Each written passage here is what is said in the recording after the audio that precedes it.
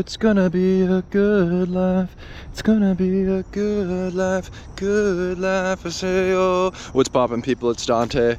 I just heard this song that was reminding me of my childhood when I was like 14 or whatever. Good Life by One Republic.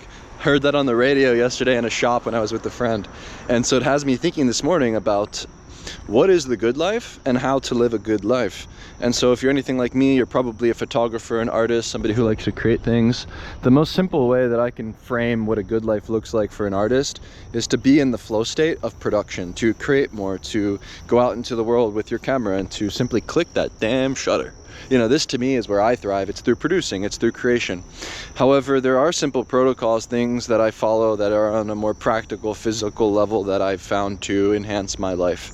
And so a good life is a life full of vitality. And one of the thoughts that I have is the only life worth living is a life full of vitality. And so I believe that we're in our heads too much. You know, one thought I thought about this morning is that thinking is for idiots. You know, thinking is for idiots. You know, when you're in your head and you're overanalyzing and you're using ChatGPT and relying on this source of information and knowledge to deliver you some sort of guidance in life, it could perhaps hinder you. It could perhaps make you overanalyze and be in your head and give you anxiety or even depression. But when you have a clarity of mind through simply, in my life, fasting, not having food digesting in my belly, you know, my vagus nerve, my physical body that's connected to my mind through my gut, my heart, you know, this sort of nerve within me is controlling about 80% of the feelings that I have. You know, 80% of the feelings of anxiety, of emotions, of any physical feeling is coming from my gut itself. And, you know, I recognize the power of that. And so that's why I personally fast. And so I believe a good life is a life where you're clear of the mind, clear of the body. And so fasting is the first thing that I do. And actually, I don't fast for the autophagy. I don't fast for any physical health reasons. I fast because when I'm fasted, I don't know, it doesn't feel like I'm thinking. Like I'm not thinking, I'm just being, and I'm on autopilot and I'm responding to life with my gut and my intuition. And this is where I want to be, where, you know, I believe that fasting brings you closer to God. You know, I think that when you're fasted and you have a clear connection between your mind and your body, your soul aligns. And when I think about the soul, I think about the mind, and the mind being reason, logic, thinking, analyzation, right? That sort of rational mind. Whereas the gut is your Thumos, your spiritedness, your courage, your heart, right? This is where we get our sort of primal physical power from. And then we have the lower part of the soul, right? Our desires that keep us hungry, that lust for the flesh, that sort of desire to consume and to have pleasure. However, my philosophy is through alignment with Thumos, alignment with that sort of inner spirit vitality. Everything else is laser sharp with clarity, if that makes sense. Like, if you cut through all of the noise of the rational mind and the desires and solely move forward with Thumos, you know, you will have a more flourishing life. Because my thought is a life from the gut, a life from instinct, it's almost just like more interesting than a life of reason and a life of the mind. You know, you think about it, right? Like,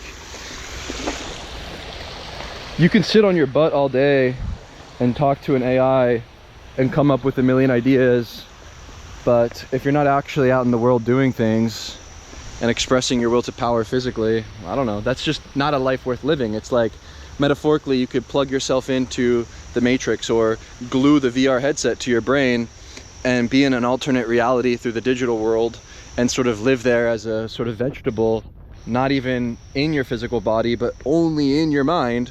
And I think that your soul will die. But when your soul is aligned and you have Thumos and you have energy and you have power and courage and you're out there in the world exploring, this to me is where I thrive. For any time I spend inside, I feel like my soul, it just slowly dies.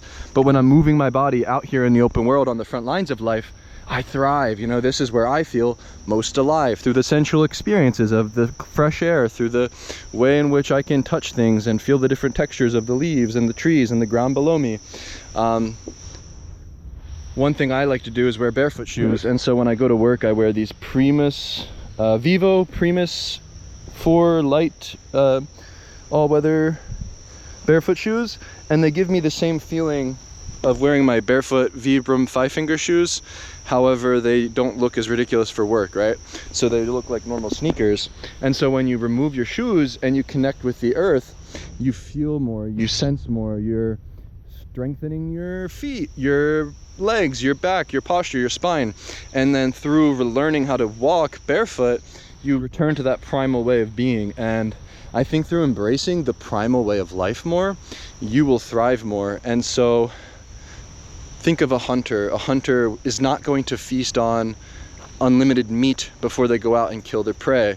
And so by fasting and marching almost barefoot like an ancient warrior in Agoge training, think of the Spartans, the training that they undergo in Agoge training. They trained without shoes, and they would go out and find things to hunt and maybe even kill, and you know, feast with their brothers in the evening. And I think through simulating like a primal lifestyle in a modern world, it's much more interesting and lends itself towards vitality. And so that's where I believe personally that the good life lies. It's in physical vitality, because through physical vitality you'll then wake up with this abundance of energy that allows you to cultivate curiosity and then go out there into the world and create art, to make pictures, to walk more, to see more, and to do more. And so through focusing on your physical health and your physical body firstly, and kind of putting the mind to the side, everything else will align. And then so with this vitality, I believe not only it is physical, but it's also mental and spiritual. And so when you think of the mind, body, and soul and the alignment of the three, I believe it points towards God. And so when your aim and your orientation is upwards and onwards, the material world, the horizontal plane, the pursuit of money and fame and all these sort of lame things that we try to acquire and do in our modern lives, it's a distraction, it's noise, it's chatter. But when you embrace solitude and nature and you surround yourself by being in a park with all beautiful creations, you align yourself with God, and all of the chatter is removed, and you listen to your inner voice, your conscience, or what I like to call Christ. And so when you listen to that inner voice and you align yourself with God, everything else is effortless. Any mental attacks that come your way, any negative comments, any physical things that you have to overcome, you know, any burdens of the world around you, you're kind of just above it all. And you're above it all, not in a lofty way where you think you're better than everybody, but ultimately in a way where you feel deep compassion for others, where you want everybody else to live the good life. You want other people to thrive. You want everybody to feel like they are most alive and not just trying to survive, which is unfortunately what the modern world kind of has us do, is survive through bureaucratic systems, through working for your paycheck and then paying your bills on time. And that's kind of like the life that a lot of people wind up living in the modern world, is being a slave to a system. But when you're free from that mental burden of the system itself, you can then, I believe, thrive. And that's through aligning with God. And that's my idea of the good life. I mean, get good sleep, eat good meat. I've recently joined a boxing gym, and so you should be social. You should go out into the world and interact with people. Like for me, I like to walk around, do street photography, chat with strangers, interact with people. Yesterday I did a technique class for the first time, and during the technique class, I paired up with a partner and we threw punches at each other, and there's this sort of sweat and pheromones, and you know, there's something physical there, but it's also a social experience. And I think through that social experience, you will thrive more. Like, you can't really be out in the wilderness all day, but I think that for my personal way of thriving and achieving the good life, I've aligned myself with work, being play in a park, work being a solitude pursuit where I don't really have to deal with other people and I can just focus on working by myself. And then in the evenings when I go out into the streets, I engage with humanity. I'm out in the world, I'm on the streets, I'm in the city, and I'm engaging with people, I'm interacting with people.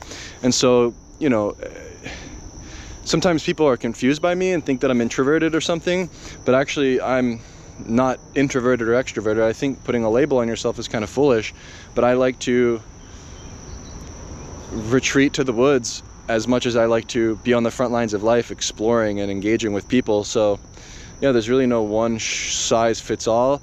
I think the good life is something that you should discover for yourself. Everybody's path is different, but these are just my genuine, authentic thoughts in the morning about what the good life looks like. And once again, it all stems through vitality physically. And so yeah, the only life worth living is a life full of vitality. Definitely something about increasing your strength each day by 1%, which then will allow you to increase your curiosity by 1%.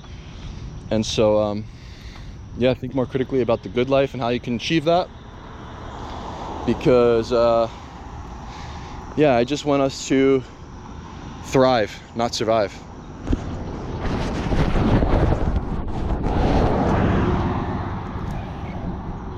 I think that's important. And if even one random schizo thought in the morning can help you or give you something, yeah, I feel like it was worth me spending the morning speaking out loud.